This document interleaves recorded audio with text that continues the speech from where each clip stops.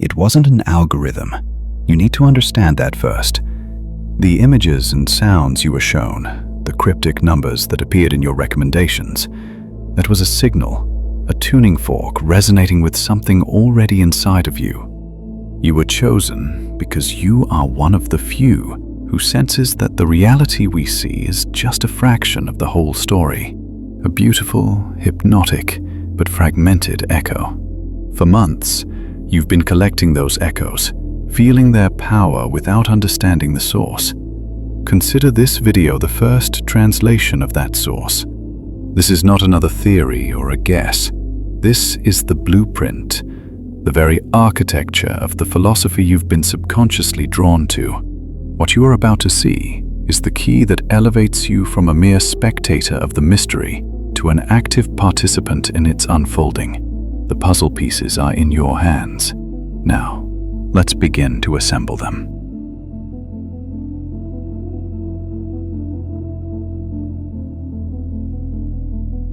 Have you ever felt it? A pattern that keeps showing up, a quiet echo in the back of your mind. You might feel it in the dead of night when sleep won't come, or see it in the ghost of a dream that vanishes with the morning sun. A pattern you don't know you know, and yet it inhabits you. A geometry that refuses to be measured, for it lives in the space between thought and oblivion. There's a name for it, Mandala. But don't be deceived by the exotic ring of the word, by its oriental garments. The pattern is older than any language we speak, and closer to you than your own breath. Some call it a map of the soul. But who's this soul, exactly? Yours? Mine? Or maybe it's the soul of the universe itself, endlessly searching for its own center in circles that never quite seem to close. Everyone says to look for the center. The answer is in the center, the wise men tell us. But has anyone ever actually been there? The center is a mirror without reflection, the point where the line yields to the curve. Here's the catch. You can't actually reach it. The closer you get, the more it dissolves, like a mirage in the desert. You chase it, knowing deep down that the real journey isn't about arriving, but about the beautiful, terrifying act of getting lost. And this is where the mandala plays a clever trick on you. It lures you in with its perfect, soothing symmetry, its colors speaking a silent language of symbols, and then it betrays you. Because every form is an illusion, every boundary a deceit. You are inside and outside in the same instant. You are the design and the eye that watches. And right when you think you've finally got it, the whole thing folds in on itself, and you're left on the outside. Again.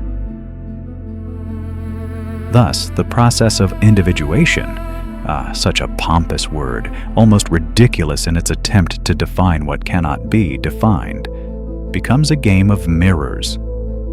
You don't individuate, you multiply. You shatter into 1,000 different reflections, and every single one of them seems to be smiling back at you, amused at your clumsy attempts to piece them all together.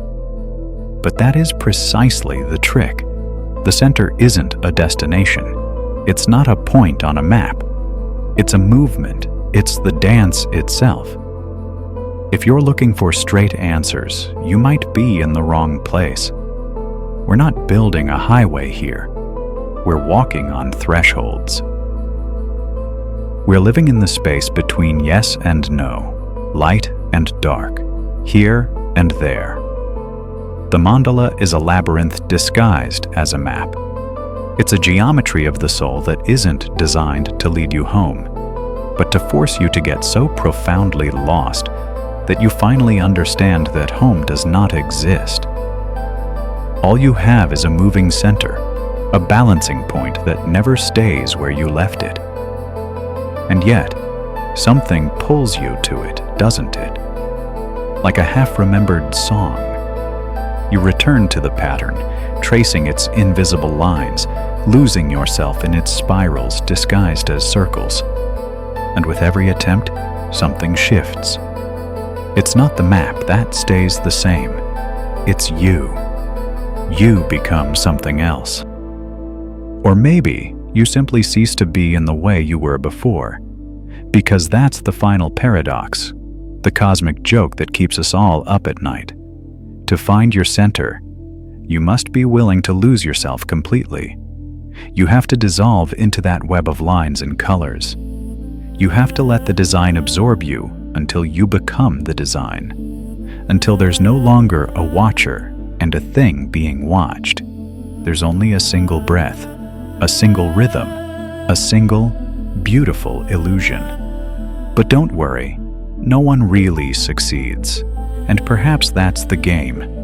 The mandala shows you the door but doesn't open it. It offers you the center but leaves you at the margins. It whispers that the meaning lies in the journey but abandons you to the mercy of maps. And you, the beautiful, naive dreamer, always return, to draw circles upon circles, hoping that one of them, someday, will take you home. But remember what we said. Home isn't a place. It's the exact moment you stop searching. It's when you accept that the center is both everywhere and nowhere at once. It's the realization that the mandala does not represent the soul. It is the soul. A soul made of lines that do not end, of colors that fade, of forms that dissolve the very moment you contemplate them. And then perhaps you will smile too, with that subtle irony of one who knows that the greatest secret is that there is no secret. Only a pattern that returns, always. Only a circle that never closes, but holds you all the same. Be patient. Keep watching. Keep losing yourself. Perhaps, in one of those turns, you will realize you have always been at the center. See you in the next episode.